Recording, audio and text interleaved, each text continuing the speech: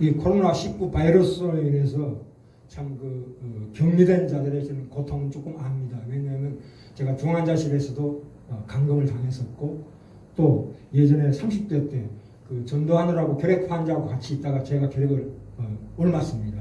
그래가지고 그 과거에 결핵 이력이 있다는 하나만으로 격리를 당한 적이 있습니다. 참으로 창문 열 수도 없고 나갈 수도 없는 그가 속에서 공황장애를 많이 겪은 과거가 있습니다. 우리가 오늘날 코로나19를 맞이해서 이 환자를 외면하는 의사와 간호사는 없는 법입니다. 이 동시대를 살아가는 우리도 그 고통을 함께 받아야 마땅합니다. 각자의 국면과 정황은 다르지만 항상 내 마음속에 고통받는 자들, 그 가난한 자들, 질병에 신음하는 자들과 내가 고통을 함께 한다는 마음이 바로 천국입니다. 오늘 제목이 우리에게 임한 천국, 그 거룩의 실제적인 모습에 대해서 함께 은혜 나누고자 합니다. 이 천국이라는 것은 십자가입니다. 우리가 가서 체험하는 천국보다도 더 귀한 게 내 마음에 임하는 천국입니다. 그것은 바로 십자가예요. 마태복음 5장에 나오지요. 심령이 가는 자는 복이 있느니, 애통하는 자는 복이 있느니, 의에 기리고 목마른 자는 복이 있느니, 그것이 천국입니다. 아멘. 마음에 기쁨만 있는 것이 천국이 아니고 참으로 지금 고통받고 있는 자와 함께하는, 그 고통을 함께 나누는 그 마음이야말로 내 마음에 천국이 이미 임하고 있는 겁니다. 자, 거기에서 가장 중요한 단어입니다. 거룩. 거룩이 무엇이냐에 대해서 우리가 현실적으로 따져보도록 하겠습니다. 이 거룩이라는 것은 구별하다 하는 뜻입니다. 구별하다. 구별하다. 뭐와 구별하다? 죄와 사망과 의와 거룩과 평강과 구별이 되는 거예요. 마태복음 17장에 보시면 예수님이 헐몬산에 사도 베드로와 요한, 야고보를 데리고 하늘로 갔을 때 누가 나타났습니까? 모세와 엘리야가 나타났습니다. 모세와 엘리야는 과거에 죽었던 사람이에요. 그러나 그 자리에 빛나는 모습으로 예수 그리스도와 함께 서 있는 모습을 사도들이 봤습니다. 얼마나 감격했겠습니까? 참으로 저거구나. 우리의 신자된 자랑과 보상은 바로 그겁니다. 우리가 거룩을 선택할 수 있다는 겁니다. 구원받은 인간의 참다운 영광은 하나님의 형상으로 빚어진 그 됨됨이에 있다 이 말이에요. 아멘. 예수 그리스도께서 왜 그 위대한 영광과 그것을 감추고 오셨습니까? 왜냐하면 이 땅의 죄인들의 마음속에 새로운 마음을 창조하시기 위해서 오신 거예요. 아멘. 그것은 영혼이 깨어나는 일입니다. 우리를 재창조하신 거예요. 과거에 우리가 죄 속에 있을 때는 개돼지보다 못한 인간이었습니다. 짐승보다 못한 인간이었어요. 우리가 죄를 짓고 타락한 그 후에 인간의 존재는. 그러나 예수 그리스도께서 십자가를 지심으로 말미암아 우리는 거룩한 인간으로 재창조된 겁니다. 그래서 한시도 잊어서는 안 됩니다. 아멘. 우리는 하나님의 지혜를 받으리만큼 어리석어야 하고 그의 힘을 받으리만큼 약해야 되고 그의 영광에 참여하리만큼 비천해져야 합니다. 그의 발 아래 업신여김을 받아야 되고 하나님을 위한 모든 것이 될 수 있으리만큼 낮아져야 합니다. 이것이 우리에게 임한 천국입니다. 계시록 4장 6절에 보시면 하나님의 보호자 앞에 수정과 같은 유리바다가 있고라고 나옵니다. 이거 오해하시면 안 됩니다. 유리바다가 있는 게 아니고 같은이라고 나옵니다. 뭐와 같은? 수정과 같은 유리바다. 비유요 상징입니다. 우리가 가는 천국은 심령이 가난한 자가 가는 천국은 이런 천국입니다. 가서 체험하는 천국. 이게 뭡니까? 유리바다가 뭡니까? 투명한 결정체라는 뜻입니다. 그만큼 이 삶 가운데서 연단을 받아야 된다 이 말입니다. 이것은 좁은 문입니다. 예수 믿는 자는 누구나 작게 또는 크게 죽을 때까지 한 번은 십자가를 체험해야 합니다. 그 오기 전에 미리미리 삶 가운데서 사소하게라도 십자가를 체험하는 귀한 위치라는 게 성도님들 되시길 바랍니다. 그것은 좁은 문입니다. 그것은 영광의 문으로 그 영광의 문으로 우리가 세상 사람들처럼 벌벌 떨면서 가는 게 아니라 담대하게 들어가는 지혜로 열천을 기름 분비하는 열천을 살아야 합니다. 아멘. 우리가 이것이 우리 마음 깊은 곳에 하나님의 영광입니다. 우리는 참 세상 사람들은 우리 보고 그렇게 얘기합니다. 왜? 예수를 그렇게 믿냐? 그렇게 고생하고 연단받고 울면서 기도하면서 어떻게 그렇게 살아가냐? 왜 예수를 저렇게 구질구질하게 믿냐? 그렇게 얘기합니다. 나는 절대로 예수 믿으면서 화끈하고 쉽게 믿는다. 행복하게 믿는다. 부자 되어서 믿는다. 명예 있게 믿는다. 높은 자리에 있어 믿는다. 아닙니다. 누구든지 그렇게 얘기하는 사람들은 아직 자기에게 그런 연단이 오지 않았을 뿐입니다. 누구든지 결국 연단을 받을 때는 구질구질하게 막말로 찌질하게 살 수밖에 없는 현실입니다. 우리는 항상 빛의 한 자리에 있다는 것을 명심해야 합니다. 지금 성경은 우리에게 우리가 누릴 이 영광을 많이 얘기 안 합니다. 감춰놓고 있습니다. 왜요? 그걸 우리에게 보여주는 순간에 우리는 살기 싫어집니다. 왜 그럴까요? 그 영광이 너무 크기 때문에. 바울이 삼청전에 갔다 와서 내 그 말 얘기 못하겠네요. 왜요? 성경에 그 하나님 우리에게 주실 앞으로 그 영원한 천국에서의 영광은 감히 상상할 수 없는 너무나 영광스러운 우리의 처소입니다. 만약 그것을 봤다면 이 사람은 다 죽을 거예요. 내가 왜 사냐? 왜 이 고생하면 사냐? 하는 그런 아우성이 나올 수밖에 없는 겁니다. 그러니까 성경에는 우리의 영광에 대해서 별로 얘기가 안 나옵니다. 하나님이 그를 절제하십니다. 많이 얘기 아니하십니다.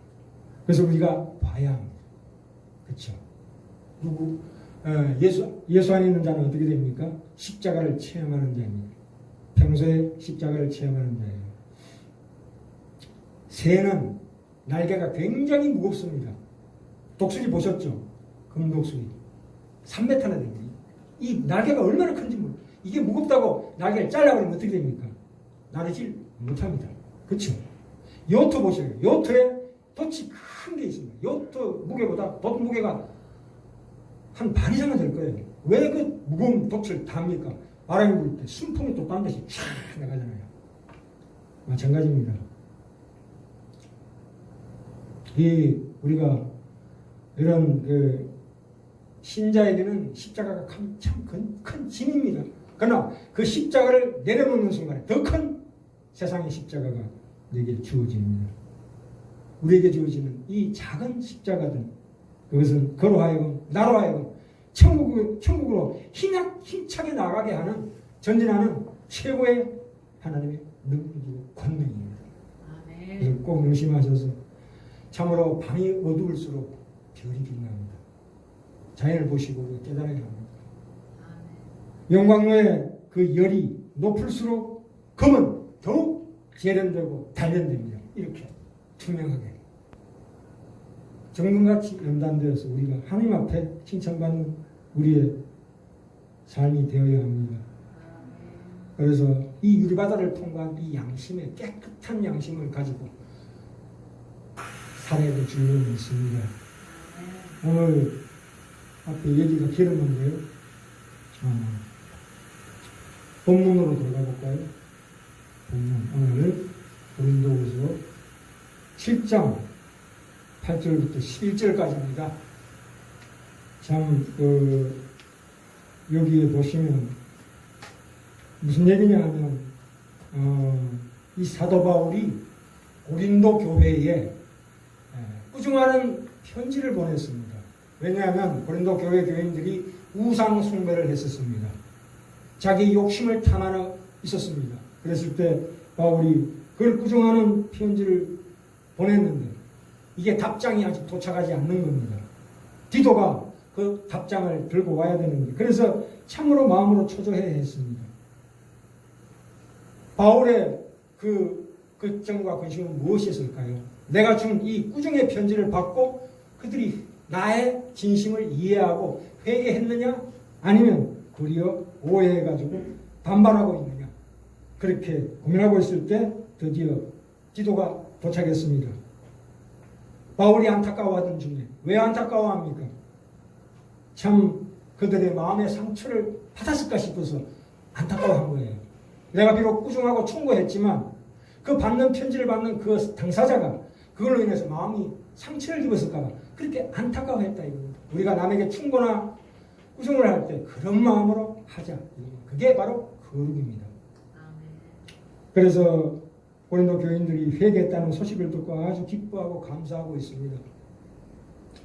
우리는 이 내용을 통해서 거룩에 대한 실제적인 모습에 대해서 함께 은혜 받고자 합니다. 거룩이라는 것은 나의 어떤 고집, 그것을 증명하는 것이 아닙니다.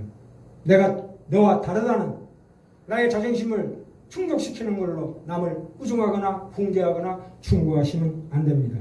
그것은 십자가의 길을 걷는 것입니다. 그것은 십자가의 길을 걷는다는 건 뭐냐면 나 혼자 가지 않는 겁니다. 함께 가는 겁니다. 상대방을 위해서 내가 희생하는 거예요. 꾸중할 때, 훈계할 때, 충고할 때 그런 마음으로 하시래요. 그게 바로 거룩입니다. 왜냐하면 그것이 바로 하나님이 기뻐하시는 일이요 하나님이 우리에게 요구하시는 인격이요 성품이기 때문입니다. 내가 얼마나 옳은가를 증명하기 위해서 남을 꾸중하면 안 됩니다. 그것은 남을 꾸중하고 훈계하고 충고할 때는 반드시 상대방을 돌이키게 해야 되는데 목적이 있습니다. 그 사람이 어떻게 돌이킬 수 있느냐에 관심을 쏟아야지. 그걸로 인해서 내가 정말 내 마음이 시원하고 후련해지고 통쾌하게 되면 그것은 영적인 교만입니다. 그것은 실수하는 겁니다. 내 자존심을 만족시키고 상대방을 궁지로 몰아서는 안 됩니다. 꾸중은 언제나 조마조마한 마음으로 해야 합니다. 그래서 여기 보세요. 8절에 보세요. 이 바울의 그 마음을 한번 읽어보세요. 그러므로 내가 편지로 너희를 근심하게 한 것을 후회하였으나 후회할 만큼 내가 잘못 보냈나? 내가 괜히 꾸중했나? 비록 그것이 진리이지만 생명의 말씀이지만 이걸로 인해서 그 사람들이 얼마나 방황하게 될까? 그러나 그 회개했다는 그 소식을 듣고 지금은 후회하지 아니하면 그 편지가 너희로 잠시만 근심하게 한 줄을 아니라. 그래서 10절에 나오잖아요. 하나님이 뜻대로 하는 근심은 후회할 것이 없는 구원에 이르게 하는 회개를 이루는 것이다. 이건 세상 근심이 아니에요. 주 안에서 내가 이 세상 살아갈 때 어떻게 살아갈 것인가? 내가 죽음을 어떻게 맞이할 것인가에 대해서 깊이 근심하는 것은 참으로 귀한 영광으로 가는 귀한 근심입니다. 세상에는 웃어야 건강이 온다고 그러지만 다 뻥입니다. 거짓말입니다. 물론 웃으면 복이 올 수도 있습니다만 그것은 하나님이 주시는 복은 아니에요. 웃음보다 더 명약은 눈물입니다. 근심입니다. 하나님 안에 있는 눈물이고 근심입니다. 하나님 앞에 기도할 때 항상 눈물로 기도하시고 그 마음에 이 어찌할꼬 나의 이 존재를 어찌할꼬 하는 그 극한 애통함과 저 사람 저 병들어 누워있는 저 사람을 어찌할꼬 하는 그 함께 고통하는 마음으로 기도하는 우리 지난교회 성도들 다 되시기 바랍니다. 상대방의 입장과 상대방을 돌이켜보려는 그 마음을 갖지 않으면 안 됩니다. 물론 우리가 뭐 진리나 생명의 문제에서는 담대하고 강하게 얘기해야 되지만 죄를 미워하는 것과 죄인을 정죄하는 것은 엄연히 구별되어야 합니다. 자, 우리가 오늘 예전에 제가 제 청춘의 좌우명이 하나 있습니다.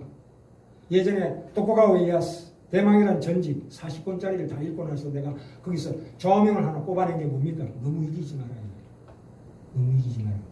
토쿠가와 이에야스와 도요토미 히데요시가 그 일본의 전국시대에 도요토미 히데요시가 천하를 다스리고 있을 때 그 2인자가 도쿠가와 이에야스였어요.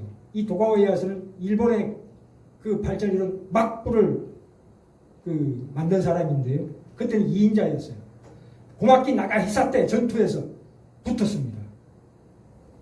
1인자인 히데요시와 2인자인 이에야스가 붙었습니다. 그런데 이에야스가 분명히 이길 수 있었는데 안 이깁니다. 살짝 담 넘어가듯이 살짝만 이깁니다. 그게 무슨 얘기입니까?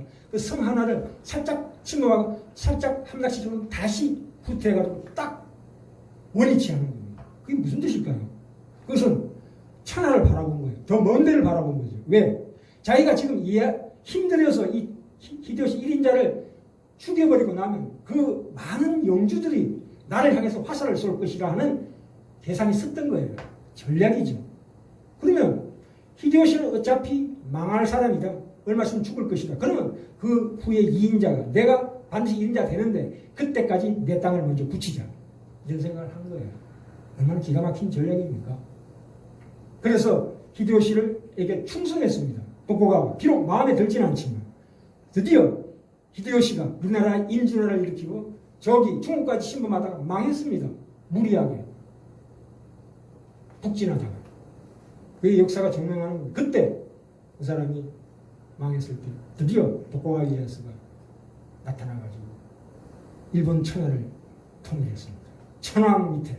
그래서 2차 대전을 일으킨 일본의 그 큰 힘이 거기서 나온 거예요. 우리는 그런 걸 통해서 세상 이치에도 우리가 배울 점이 많습니다. 너무 이기지만 저는 이것을 내 삶의 좌우명 중에 하나입니다. 누구하고 싸울 때 절대 끝까지 그 사람을 자존심을 짓밟지는 않습니다. 그러면 왜요? 내 원수가 되어버려요. 물론 저도 간혹 실수한 거 해가지고 상대방의 자존심을 무자비하게 밟은 적이 여러 번 있습니다. 참으로 큰 실수를 많이 했습니다. 그런데 그걸 통해서 나를 다시 되돌아보고 이것은 안 된다. 이기더라도 약간만 이기자. 이런 지혜가 필요할 줄 믿습니다. 바로 이런 것들이 따지고 보면 이 거룩입니다. 거룩이 먼 데 있는 것이 아닙니다. 자, 시간이 너무 갔는데 오늘 이거 다 못 찾겠습니다. 다음 시간에 넘어가기로 하고요. 너무 귀한 내용이라 열왕기 3화로 볼까요? 구약 545쪽으로 갑니다.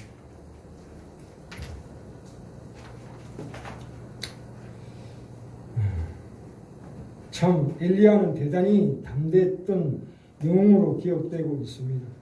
갈멜산 전투에서 바알 선지자 450명을 일거에 죽인 최고의 엘리야는 참으로 그 마태복음 17장에도 나오죠. 엘리야, 모세와 엘리야가 나타났고 엘리야는 불말을 타고 하늘로 성천한 자입니다.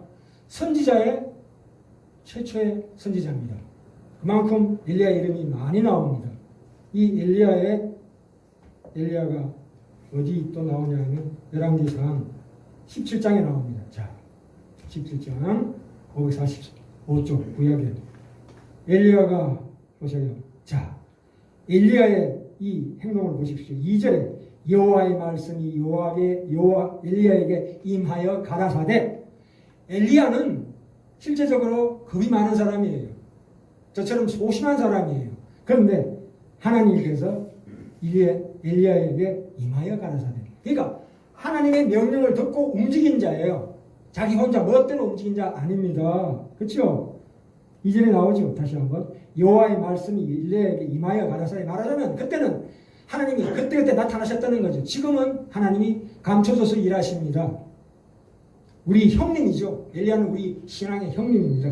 5절에 볼까요? 저가 여호와의 말씀과 같이 항상 하나님의 말씀과 같이 다니는 거예요. 이 엘리야가. 8절에 볼까요? 여호와의 말씀이 엘리야에게 임하여 가라사대. 그렇죠. 그래서 사르밧 과부 얘기가 나옵니다. 10절에. 어마어마한 기적을 일으킨 사람입니다. 사르밧 과부 떡반죽 그릇이 마르지 않도록 한 그 그릇이 있습니다. 기적을 일으켰죠. 또한 가장 중요한 기적은 뭡니까? 거기 보시면 17절에 볼까요? 17장 17절. 그 2일 후에 그 집 주모되는 여인의 아들이 바로 이 사람이 사르밧의 과부입니다. 왜냐하면 엘리야가 알멜산 전투 가기 전에 이 집에서 얼마간 머물렀습니다. 그때 이 사르밧 과부의 아들이 죽었어요. 죽었을 때 엘리야가 어떻게 합니까? 22절. 여호와께서 엘리야의 소리를 들으심으로 뭐요? 엘리야가 기도했다는 거예요. 이 애를 살려주십시오. 기도했더니 드디어 여호와께서 엘리야의 소리를 들음으로 그 아이의 혼이 몸으로 돌아오고 다시 살아난지라. 이건 우리 신령 가운데 일어나는 기적입니다. 또 18절에 보시면 18장에 많은 날을 지내고 제3년에 여호와의 말씀이 엘리야에게 임하여 가라사대 너는 가서 아합에게 보이라 내가 비를 지면에 내리라. 이 가뭄이 잠깐 역사적인 배경을 설명해 드리겠습니다. 이 당시에 그 지중해 연안의 국가들이 어떤 상태였냐면 우리가 그 이스라엘이라는 것은 나중에 그 두 개로 갈라집니다. 왜냐하면 이 북이스라엘과 남유다로 바뀝니다. 북이스라엘의 선지자예요. 이 그 엘리야가. 남유다는 누굽니까? 전번에 확인했죠. 다니엘. 그렇죠. 자, 그러면 북이스라엘의 최고의 적은 누굽니까? 아수르라고 합니다. 신아수르. 요즘 말로 하자면 소련 정도 됩니다. 중국. 그만큼 강대한 나라가 아수르예요. 아수르에는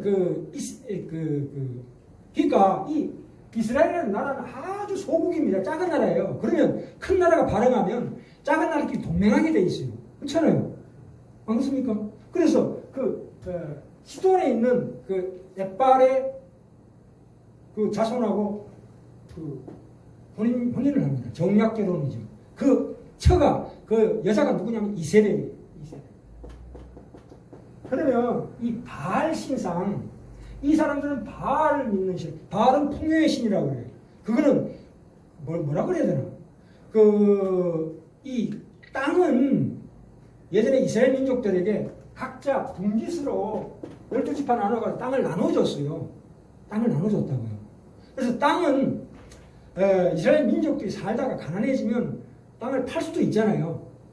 또 내가 종으로 팔려갈 수도 있어요. 가난하면. 그러다가 50년, 희년이 되면 다시 회복돼요. 그건 하나님의 명령이에요. 다 풀어주는 거예요. 50년에 모든 복음을 다 풀어주는 그게 복음인데 사실은 이 바신이 들어오므로 말미암아 이 땅이 사유화가 된 거예요. 사유화.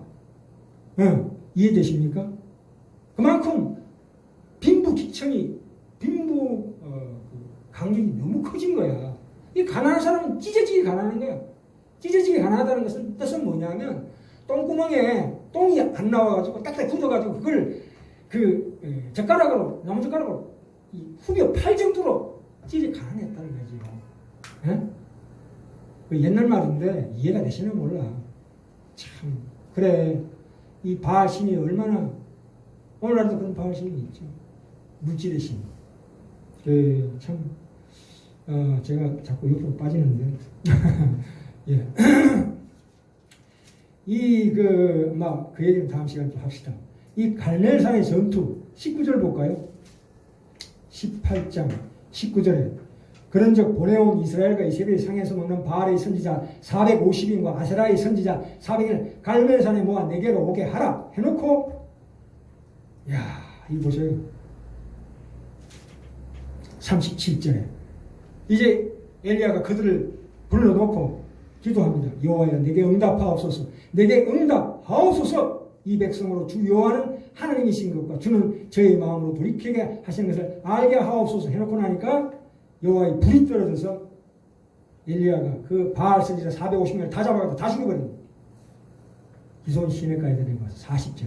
자, 여기까지는 굉장히 흥미진진합니다만은 이제 19장으로 넘어오면 이게 완전히 반전이 됩니다. 무슨 얘기 나옵니까? 19장 2절에 보면 이세벨이 엘리야를 죽이려고 쫓아옵니다.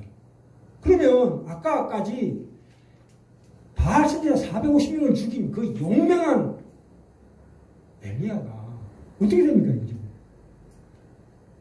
3절에 보시면 저가 이 형편을 보고 일어나 그 생명을 위해 도망갔대요. 꽁지 빠지게 도망갔대요. 이게 엘리야가 이런 사람이에요. 원래는 이런 사람이에요. 4절에 보시면 스스로 광야로 들어가 하루 길쯤 행하고 한 로뎀나무 아래 앉아서 죽기를 구하여 가로되 여호와여 넉넉하오니 지금 내 생명을 취하옵소서. 이거 우리하고 비슷하게 닮지 않았습니까? 이 신앙생활이라는 것은 하나님의 은혜를 받고 난 다음에 그냥 일시적으로 쫙 은혜 받고 받는 거 아니에요. 가다 보면 벽이 생겨요. 내가 은혜 받고 정말 신앙생활 열심히 해야 되겠다 생각하고 가다 보면 반드시 어떤 벽이 생긴다고. 넘어갈 수 없는 그런 벽이 생겨요. 그때 죽기를 각오하고 그걸 밀어붙여야 됩니다. 이 신앙에는 그렇게 호락호락한 거 아닙니다. 계단 따라 올라가는 거예요. 이렇게. 때가 되면 올라가고. 그것은 끝이 없어요.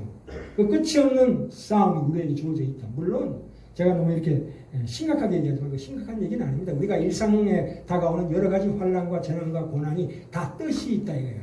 다 뜻이 있다. 그것은 우리의 못남이지만 하나님 우리를 하나님의 동역자로 삼아서 스스로 그걸 이기게 만드신다 이거예요. 그런 십자가의 길을 우리 앞에 내려놓고 자 미리 체험해봐라. 네가 영광스러운 십자가가 어떤 건지 체험해봐라. 네 삶 가운데 체험해봐라. 그래서 11절에 볼까요? 여호와께서 가라사대 너는 나가서 여호와 앞에서 산에 섰으라. 11절 나옵니다. 하시더니 여호와께서 지나가시는데 여호와 앞에 크고 강한 바람이 산을 가르고 바위를 부수나 바람 가운데 여호와께서 계시지 아니하며 바람 후에 지진이 있으나 지진 가운데도 여호와께서 계시지 아니하며 또 지진 후에 불이 있으나 불 가운데도 여호와께서 계시지 아니하더니 불 후에 세미한 소리가 있는지라.